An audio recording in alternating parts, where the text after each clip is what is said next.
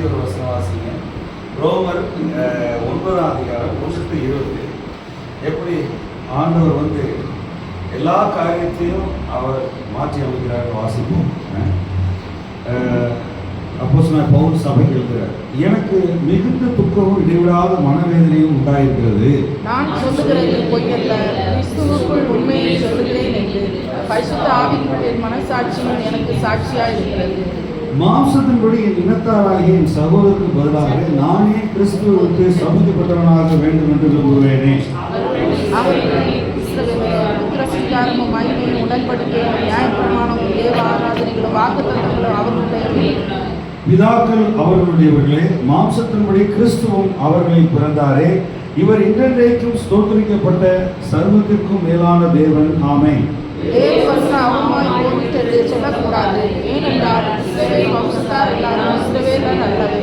அவர்கள் ஆபிரகாமின் சந்ததியானாலும் எல்லோரும் பிள்ளைகள் அல்லவே. ஈசாக்கினிடத்தில் ஒரு சந்ததி விளங்கும் என்று சொல்லியிருக்கிறதே. அதற்கு என்றால் மாம்சத்தின்படி பிள்ளைகளானவர்கள் தேவனுடைய பிள்ளைகள் அல்ல, வாக்குத்தத்தத்தின்படி பிள்ளைகளானவர்களே அந்த சந்ததி என்று எண்ணப்படுகிறார்கள். அந்த வாக்குத்தத்தமான வார்த்தையாவது குறித்த காலத்திலே வருவேன், அப்பொழுது சாராள் ஒரு குமாரனை பெறுவாள் என்பதே. இதுவும் அல்லாமல் நம்முடைய பிதாவாகிய ஈசாக்கு ஒருவனாலே ரெபெக்காள் கர்ப்பவதியான போது பிள்ளைகள் இன்னும் பிறவாமலும் நல்வினை தீவினை ஒன்றும் செய்யாமலும் இருக்கையில் தேவனுடைய தெரிந்து கொள்ளுதலின்படி இருக்கிற அவருடைய தீர்மானம் கிரியினாலே நிலைநிற்காமல் அழைக்கிறவராலே நிலைநிற்கும்படிக்கு மூத்தவன் இளையவனுக்கு ஊழியம் செய்வான் என்று அவருடனே சொல்லப்பட்டது. அப்படியே யாக்கோபை சிநேகித்து ஏசாவை வெறுத்தேன் என்றும் எழுதியிருக்கிறது.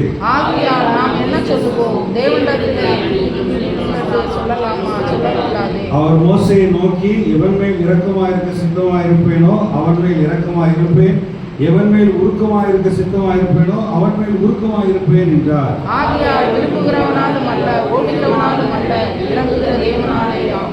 மேலும் என்னுடைய வல்லமையை உன்னிடத்தில் காண்பிக்கும்படியாகவும் என்னுடைய நாமம் பூமியில் எங்கும் பிரஸ்தாபமாகும்படியாகவும் உன்னை நிலைநிறுத்தினேன் என்று பார்வோனுடனே சொன்னதாக வேதத்தில் சொல்லியிருக்கிறது. ஆதலால் எவன் மேல் இரக்கமாயிருக்க சித்தமாயிருக்கிறாரோ அவன் மேல் இரக்கமாயிருக்கிறார், எவனை கடினப்படுத்த சித்தமாயிருக்கிறாரோ அவனை கடினப்படுத்துகிறார். இப்படியானால் அவர் இன்னும் ஏன் குற்றம் படிக்கிறார்? அவர் சித்தத்திற்கு எதிர்த்து நிற்பவன் யார் என்று என்னுடனே சொல்லுவாய். அப்படியானால் மனுஷனை தேவனோடு எதிர்த்து தர்க்கிக்கிற யார்? உருவாக்கினவனை நோக்கி என்னை தாத்தினாய் என்று சொல்லலாமா? எல்லாரும் நாமே சொல்லுவோம். ஆமென். சரி, இந்த பகுதியில் ஆண்டவர் கர்த்தருடைய வார்த்தை, கர்த்தருடைய ஆவியானவர் சபைக்கு எழுதி வச்சிருக்கிறார். என்னோட கொஞ்சம் கோஆப்ரேட் பண்ணுங்க, ஒரு 1/2 hourல முடிச்சிடுறேன். இன்றைக்கு நம்ம எல்லாரும் இந்த இடத்துல ஆண்டவருக்கு நன்றி செலுத்தும் வண்ணமா கூடி வந்திருக்கிறோம். நன்றி, அவருக்கு ஸ்தோத்திரங்களை தினந்தோறும் எடுக்கணும். அது ஒரு நாள் 2 நாள்லாம் கிடையாது, 24/7 நம்ம எடுக்கணும். இந்த இடத்துல பவுல் வந்து அப்போஸ்தலனாகிய பவுல் வந்து ரோமருக்கு எழுதின நிருபத்தில் 16 அதிகாரம் சுவிசேஷம், காஸ்பல் அக்கார்டிங் டு பால். தேவன் ஆவியின்படி தமது சித்தத்தை பரலோகத்திலிருந்து செய்கிறார். கல்வாரி சிலுவையிலே அவரே எல்லாத்தையும் செய்து முடித்தார். அதாவது ரோமர் 8:2 தெளிவாக சொல்லியிருக்கிறது. என்னன்னா, கிறிஸ்து இயேசுவில் உள்ள ஜீவனுடைய ஆவியின் பிரமாணம் என்னை பாவம் மரணம் என்ற பிரமாணத்தை வந்து விடுதலை ஆக்கிட்டு. It is not any denomination, it's not any religious Christianity. இன்னைக்கு நிறைய இடங்களில் சுவிசேஷங்களை பிரசங்கிக்கப்படுறதே கிடையாது. நல்லா கவனிங்க. ரோமர் 3ஆம் அதிகாரத்தில் பார்த்தீங்க அப்படின்னு சொன்னால், கர்த்தராகிய இயேசு கிறிஸ்துவை பற்றும் இரத்தத்தினாலே ஒரு மனுஷன் வந்து நீதியை பெறுகிறார். ஆமென். விசுவாசம் சொல்லுங்க. ஆமென் சொல்லுங்க. ஒருத்தன் பாவம் கழுவப்படணும் அப்படின்னா எபேசியர் 2:8 சொன்னது போல கிருபையினால் விசுவாசத்தை கொண்டு ரட்சிக்கப்பட்டீங்க. நம்ம இன்னைக்கு ரட்சிக்கப்பட்டிருக்கிறோம். நான் ரட்சிக்கப்பட்டிருக்கேன்னு சொல்லாமல் அவர் என்னை ரட்சிச்சார்னு சொல்றதான் கரெக்ட். அவர் என்னை, அவர் கிருபை. எபேசியர் 1ஆம் அதிகாரம் முழுவதும் நம்ம ஆண்டவர் எது கலைச்சிருக்காருன்னா புத்திர ஸ்வீகாரம், சன்ஷிப். நம்மளை வந்து எல்லாருமே கிறிஸ்துவ போல ஒரு மகனாக மகளாக ஆண்டவர் தெரிவித்து கொண்டார். இதுதான் ஆண்டவருடைய அழைப்பு. ஆண்டவருடைய அழைப்புல மாற்றம் இல்லை. ஆண்டவர் மாற மாட்டார், 6000 வருஷம் மாற மாட்டார். ஆண்டவர் எழுதி வச்சதுதான் ஆவியானவர் இன்னைக்கு கிரியை செய்கிறார். எத்தனை தலைமுறை வந்தாலும் தலைமுறைக்கு கர்த்தர் தேவனாய் இருக்கிறார். ஆமென். இந்த நாட்களில் நம்ம ரட்சிப்பு நிறைவேற பிலிப்பியர் 1 பிரயாசப்படணும். நம்ம we have to என்னன்னா ரோமர் 7 அதிகாரத்தில் சொல்லப்பட்டது போல நிறைய பேர் என்னன்னா மாம்சத்துல போராடுறாங்க. people are not diligent to walk with the Holy Spirit. அவங்க ரட்சிக்கப்பட்டாங்களா என்னன்னு தெரியல, ஒரு நாள் திடீர்னு தூங்கி இருக்கிறாங்க. அவங்களால they look like the world, act like the world, smells like the world. அப்படிதான் இருக்காங்க. இன்னைக்கு உள்ளான மனிதனிலே நம்ம கர்த்தருடைய பிள்ளைகளாக புத்திர சுவிகாரத்தில் நடக்கிறோமா? நல்லா கவனிங்க. சந்ததியில கர்த்தர் ஆசீர்வதிச்சிருக்கிறார். அது யாத்திரா 19 அதிகாரம் விவாகம் 6 அதிகாரத்தில் படிச்சு பார்த்தீங்கன்னா 1000 தலைமுறைக்கு நன்மை செய்கிற தேவன், உண்மையை காக்கிற தேவன். ஒருத்தன் ஆபிரகாம் பின்பற்றினா, ஆபிரகாம் வளர்ந்து அவர் கர்த்தரை பின்பற்றி அவருடைய சந்ததி 1000 தலைமுறை போகல, வானத்து விண்மீன் போல வைப்பார். இப்ப ரட்சிக்கப்பட்டுட்டோம், கர்த்தர் நம்மளை ரட்சித்தார், அவர் வெளியேறப்பட்ட பரிசுத்த ஆவியானவரை நமக்கு கொடுத்தார். The promise of the Father. அப்போஸ்தலர் நடவடிக்கைகள் 1 அதிகாரத்தில் many churches today they don't have the Holy Spirit. They don't have the word also.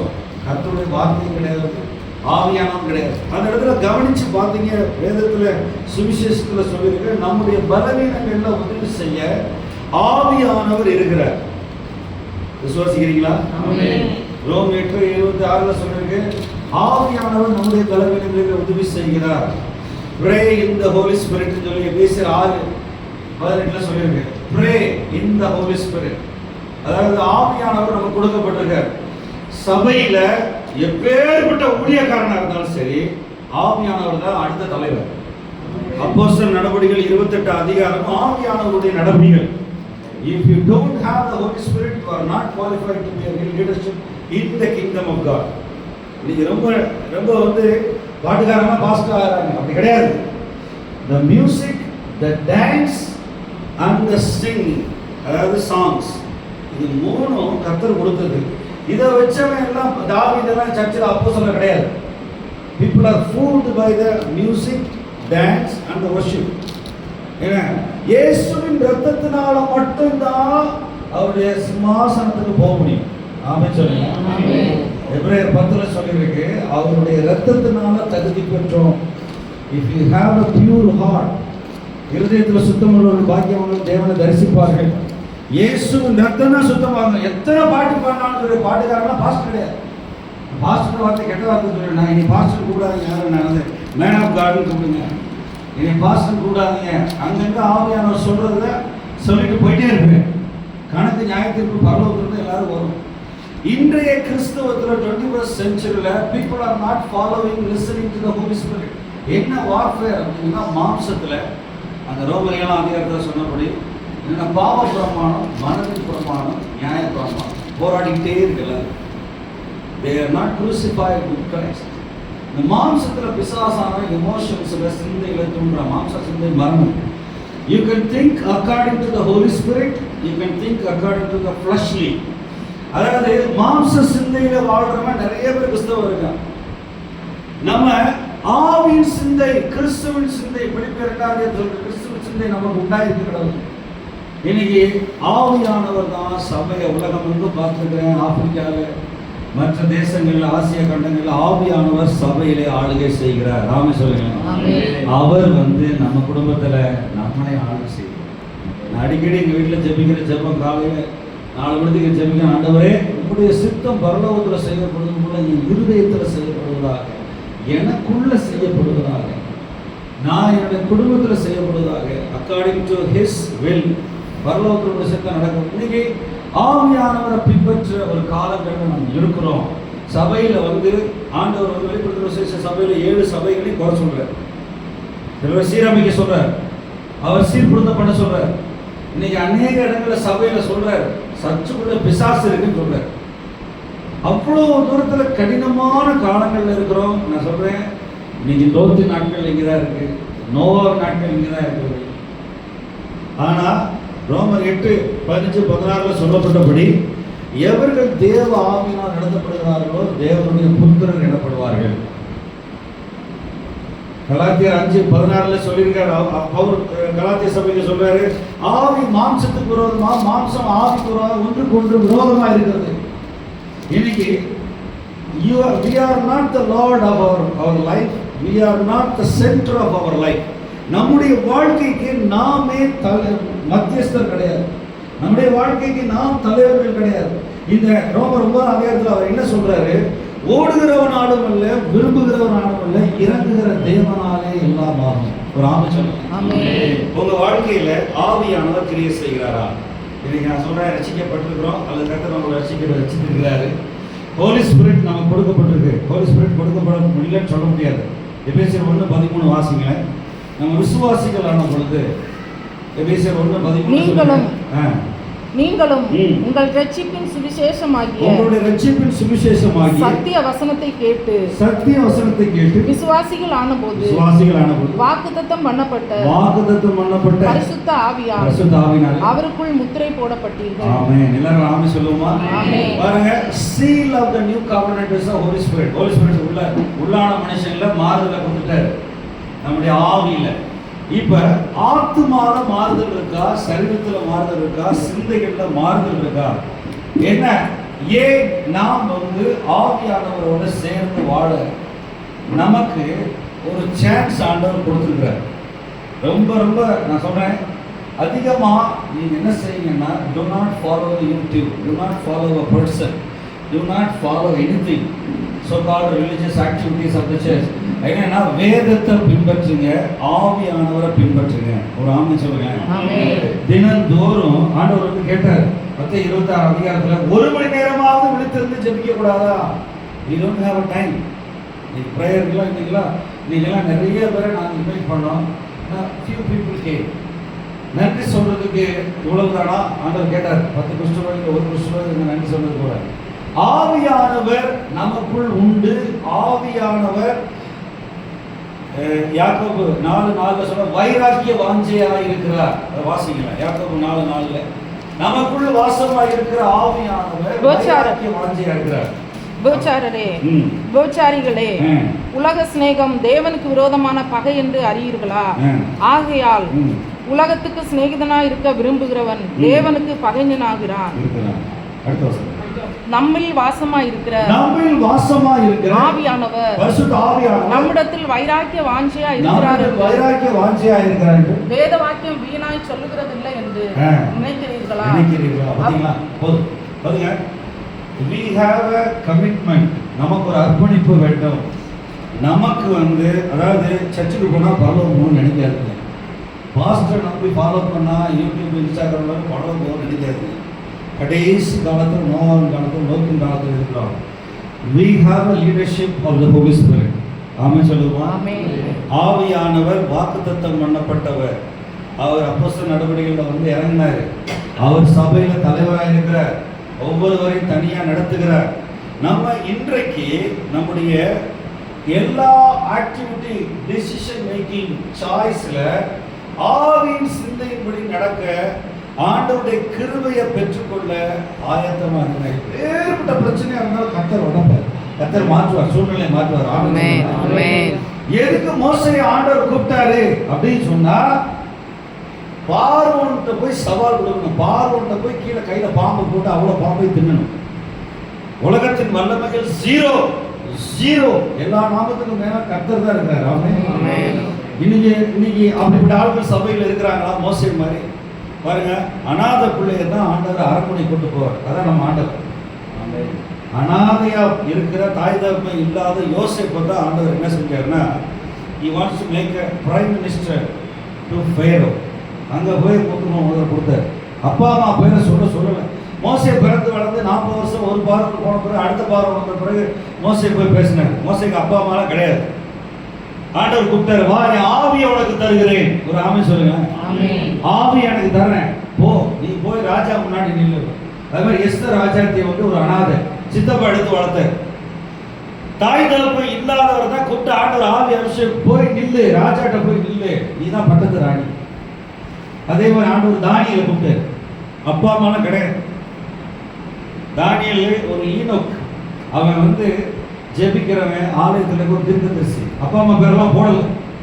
நிறைய பேர் பாருங்க நம்ம வாழ்க்கையில, நம்ம Indian கல்ச்சர்ல we have so much என்னன்னா ரிலேஷன்ஷிப்ல எல்லாத்துலயும் ஆவியானவரை வசனத்தை கூப்பிடுறதே கிடையாது.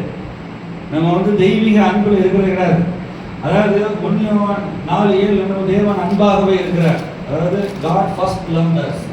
ஆவியானவர் அன்பின் ஆவியானவர். எல்லாரும் சொல்லுங்க, ஆவியானவர் அன்பின் ஆவியானவர். ரோமர் 5:5 வாசிங்க. நமக்கு இன்னைக்கு இருக்கிற நிலைமைகள்ல ரோமர் 5:5 வருது. மேலும் நமக்கு அருளப்பட்ட பரிசுத்த ஆவியினாலே தேவ அன்பு தேவனுடைய அந்த நம்முடைய இருதயங்களில் ஊற்றப்பட்டிருக்கிறபடியால் அந்த நம்பிக்கை நம்மை வெட்கப்படுத்தாது. ஒரு கர்த்தருக்கு ஆமென் சொல்லுங்க. ஆமென். பாருங்க எபேசியர் 1:13ல ஆவியானவர் முத்திரை கொடுத்திருக்காரு. இந்த இங்க ஆவியானவர் மூலமா நீங்க அன்பு பெற்றிருக்கிறீங்க. you have taste of the heavenly love. இப்ப ஏன் ஆவியானவரை பின்பற்றக்கூடாது, வசனத்தை பின்பற்றக்கூடாது? இந்த நாட்கள்ல என்னுடைய சந்ததியை பார்த்தேன், பிள்ளையோட சந்ததியை பார்க்கிறேன், தகப்பனாருடைய மாம்சத்துடைய சந்ததியை பார்க்கிறேன். அனாதையை கர்த்தர் ஆசீர்வதிக்கிறார். அனாதை ஆசீர்வாதம் அடிக்கடி போவேன். ஆண்டவர் வந்து God is calling people to be filled with the Holy Spirit. நல்லா கவனிங்க. ஆவியானவர் வைராக்கிய வாஞ்சியா இருக்கிறார். Do not, அதாவது இடர்கள் அடையாதீங்க.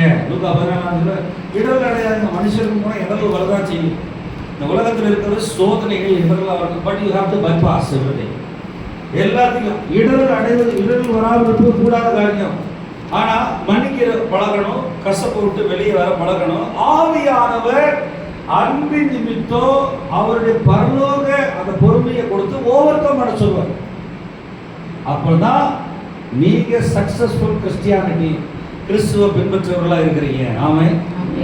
நீங்க நான் உங்களுக்கு சொல்றேன், இந்த நாட்கள்ல தேவன் தலைமுறைக்கு தேவனா இருக்கிறார். ஆவியை கொடுத்து பவுலுக்கெல்லாம் பென்யமின் போடுறதுல அவருக்கு அப்பா அம்மா பேர் நிறைய போடலை. அந்த மனுஷன் கல்யாணம் பண்ணி மனைவியை விட்டுட்டு போனாங்க தெரியல, திருமணத்தை கொடுத்து சூப்பராக எழுதி வச்சிருக்காரு பேசுகிற 5ல். ஆனால்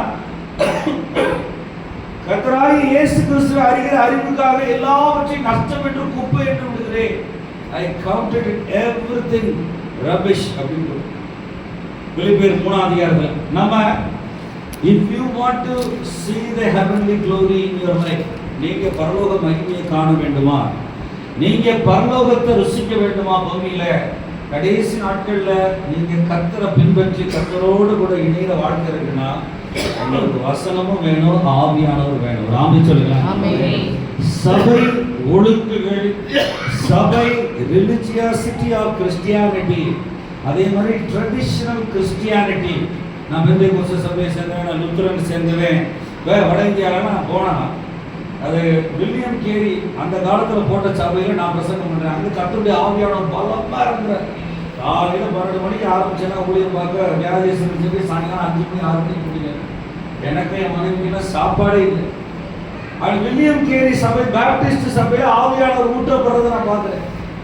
இன்னைக்கு அந்த ஒரு அனுபவத்துக்குள்ள வந்தீங்கன்னா denomination, cut across the denomination, நீங்க you have to have a personal relationship with the heavenly father.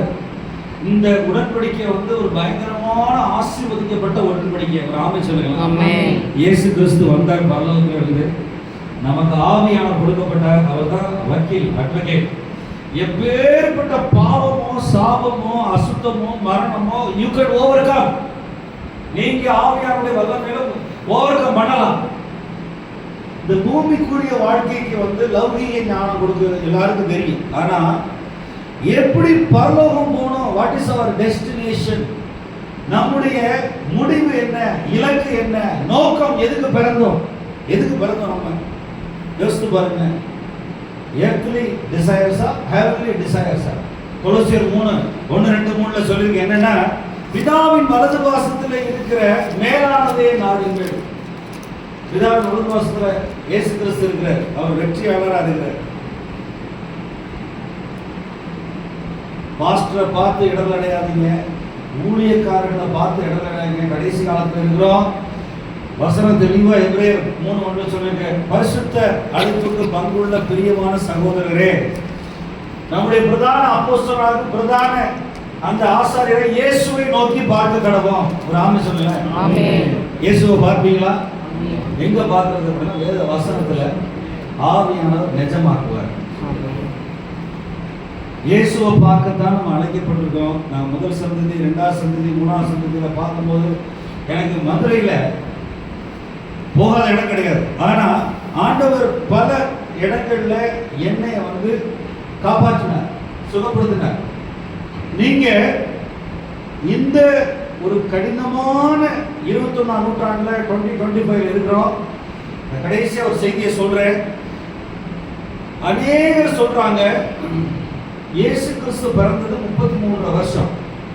அதுல கிமு கிபில வந்து ஒரு 33 இயர்ஸ் வந்து திகட்டலா இருக்கு அல்லது வந்து முன்ன இருக்குன்னு சொல்றாங்க. அதனாலதான் 20-25 வரைக்கும் வந்திருக்குன்னு. கிட்டத்தட்ட 360 தீர்க்க தரிசனம் நிறைவேறிடுச்சு. அது எனக்கு ஒரு புக்கே இருக்கு. 360 இயேசு கிறிஸ்து வரப்போகிறார், சபை எடுத்துக்கொள்ளப்படுவது போட போகுது. உலகத்துல எங்குமே நிம்மதி இருக்காது. நல்லா பாத்தீங்க அப்படின்னா எந்த தேசத்துலையும் எந்த நாட்டிலையும் எந்த ஊர்லையும் நிலநடுக்கங்கள், சூழ்நிலைகள், அதாவது எக்கனாமிக் ஃபால் டவுன், கொலாப்ஸ், எதுலையுமே யாருக்குமே திருப்தி இருக்காது. எங்கேயுமே நல்ல செய்தி இருக்காது. ஆனா எங்க செய்தி நல்ல செய்தினா பைபிள்ல பரலோகத்துல நல்ல செய்தி இருக்கு. ஆமென். சந்தோஷமா இருக்கலாம். அதாவது நீங்க சில காரியங்களை ஆண்டவரை பத்தி உங்களுக்கு தெரியாது. என்ன ஒரு வருஷம் போட்டு மிதக்கிறதுக்கு ஆண்டவர் என்ன செஞ்சாருன்னா 100 வருஷம் ஒரு ஆள் வந்து போட்டு மரைன் இன்ஜினியர் ஆழ்கடல் நோவாவை ரெடி பண்ணார். நோவா தான் ஃபர்ஸ்ட் மரைன் இன்ஜினியர். 100 வருஷம் பொறுமையா இருந்தார். எத்தனை வருஷம்? 100 வருஷம். நீங்க யாராவது 100 வருஷம் பொறுமையா இருக்க சொல்லுங்க, நாங்க உங்க வைஃப் சொல்றாங்க. ஒரு வருஷம் 5 மாசம் 6 மாசம் கப்பல்ல 8 பேர் மிதக்கிறதுக்கு 100 வருஷம் பொறுமையா இருந்தார். ஆண்டவர் வந்து பயங்கரமும் வல்லமையுமான சொன்ன வார்த்தையை நிறைவேற 1 கோடி பேர் செஞ்சு பண்ணாங்க. 1 கோடி பேர் இருக்கிறார். அதாவது கடைசி ரட்சிப்பு. இன்னைக்கு உலகத்தில் எல்லா இடங்களும் தத்தளிப்பு, நோ குட், அதாவது நியூஸ் எங்கேயுமே இல்லை. இப்போ 2-3 நாளைக்கு முன்னாடி கூட ரஷ்யாவில் எர்த்குவேக், 2 மாதத்துக்கு முன்னாடி கூட மியான்மரில் நான் 2 தடவை போயிருந்தேன். அந்த அந்த அந்த கைலிமோன் ஒரு சிட்டியில், அது யாங்கான்லாம் பயங்கர நடக்கும். 2016-17 போனேன். எல்லா இடங்கள்லையும் தத்தளிப்பு உண்டாவது. கர்த்தர் தம்முடைய மக்களை சேர்த்து கொள்ள போறார். நீங்க ஆயத்தமா இருக்கிறீங்களா? ரட்சிப்பை காத்து கொடுங்க. நீங்க ஆவியானவரோட உறவு வச்சுங்க. ஆவியானவர் வந்து என்னை வந்து கொரோனா காலத்துல இருந்து என்னை காலையில் 4 மணிக்கு எழுப்பிடுறாரு. என்னை எழுப்பிடுறாரு. நான் வந்திருக்கிறேன், நீ இன்னும் தூங்குறியா? 3:45 எழுப்பிடுறாரு. வாரத்துக்கு 2 நாள் 3 நாள் நான் நிறைய நேரம் ஜெபிக்கிறேன். கர்த்தரோட நல்லா கர்த்தர் பேசுற காரியம் வந்து டிசிஷன் எடுக்கிறேன். நீங்க ஆவியானவரோட உறவு வச்சுங்க, வேதத்தை வாசிங்க. Take a break from your regular routine. என் ஆண்டவர் வந்து ஒரு ஊழியத்துக்கே போச்சு வரல சில இடங்கள்ல. நீ இரு, பேசாம வீட்டுல இருந்து உனக்கு காணிக்க வரும்னு ஒரு ஆமை சொல்லுங்களேன். என்ன இப்படிலாம் இருக்கா பாஸ்டர்? வாங்க, என் கூட வாங்க. அதாவது ஆவியானவர் என்ன சொல்லுறாரு குடும்பத்தை பற்றி, உங்களை எப்படி ஆயத்தமா இருக்க சொல்றாரு, எப்படி வந்து ரட்சிப்பை காத்துக்கொள்ள சொல்லுறாரு, எப்படி எல்லா காரியங்களையும் வழிநடத்த கர்த்தர் சொல்றாருன்னு டேக் டைம். அவருக்கு காத்துருங்க, அவருக்கு காத்துருங்க. இதுதான் செய்தி. வேதத்துல கடைசி ஆண்டவர் முடிக்கும் போது என்ன சொல்றாருன்னா, அநியாயம் செய்கிறவன் இன்னும் அநியாயம் செய்யட்டும், அசுத்தமா இருக்கிறவன் இன்னும் அசுத்தமா இருக்கணும், நீதி செய்கிறவன் இன்னும் நீதி செய்யட்டும், பரிசுத்தமா இருக்கிறவன் பரிசுத்தமா இருக்கணும். இயேசுவின் ரத்தத்தினால கழுவப்பட்டு ஆவியான அபிஷேகம் பெற்றுக்கொண்டு யார் யார் உள்ளான மனுஷன் முத்திரை போடப்பட்டிருக்காங்களோ, அந்த வெளிப்படுத்த எழுதுன்னு சொன்னது போல righteous people, holy people will be taken by God. ஆமென். அதாவது 5 கற்புள்ள கன்னிகள், 5 புத்தியுள்ள கன்னிகள், 5 புத்தி இல்லாத கன்னிகள். சபையை குறித்து சொல்லியிருக்கேன். 5 பேர் எடுத்துக்கொள்ளப்படுவாங்க. வெள்ளாடு, செம்மறியாடு. நீங்க வெள்ளாடை பார்த்து சோர்ந்து போயிடாதீங்க. இந்த இந்த இடத்துல God controls everything in the world under the sun. நீங்க அதை கண்டுபிடிச்சீங்க. ஆவியானவர் தான் எல்லாத்தையும் கண்ட்ரோல் பண்றாரு. இப்ப ராஜா இந்த அரண்மனையா இருந்தாலும் சரி, அதான் ரோமர் 9 அதிகாரத்துல சொல்லியிருக்கு, ஓடுகிறவனாலும் அல்ல, விரும்புகிறவனாலும் அல்ல, இறங்குகிற தேவனாலே. அவர் அனாதை பிள்ளைக்கு இறக்கப்பட்டாருன்னா ராஜா மாளிகையில் தான் குடியிருப்பான். என்ன? அதான் உடன்படிக்கை. அதான் என்னது? அதான் ஆபிரகாமுடைய உடன்படிக்கை. ஆண்டவருக்கு இடம் கொடுங்க. ஆண்டவருடைய வசனம், ஆண்டவர் சந்ததிக்கு கண்ட்ரோல் பண்றாரு. என் சந்ததியை பார்க்குறேன், என் பிள்ளைய சந்ததியை பார்க்குறேன், என் முந்தின தலைமுறை பார்க்குறேன். எனக்கெல்லாம் 90 வயசு அவங்களாம் டீச்சிங் பண்ணாங்க, ட்ரைனிங் பண்ணாங்க. அந்த பாக்கியம்லாம் என் பிள்ளைகள் கிடையாது. எனக்கு நிறைய பேர் சொல்லி கொடுத்தாங்க பல வருஷமா. இப்ப ஆண்டவர் பூமியில சகலத்தையும் அவர் நிர்வாகிக்கிறார், நம்முடைய இரக்கத்தை காண்பிக்கிறார். அவர் சந்ததியை, அது யூதனா இருந்தாலும் சரி, திராவிடனா இருந்தாலும், வடக்கனா இருந்தாலும் எல்லாரையும் ஆண்டவர் நிர்வாகிக்கிறாரு. அவரை பிடிச்சு கொண்டா, நீங்க ஆவியானுடைய சத்தத்தை கேட்டா, you will be found in heaven. அதான் கண்களை முடிச்சு எப்படிப்போமா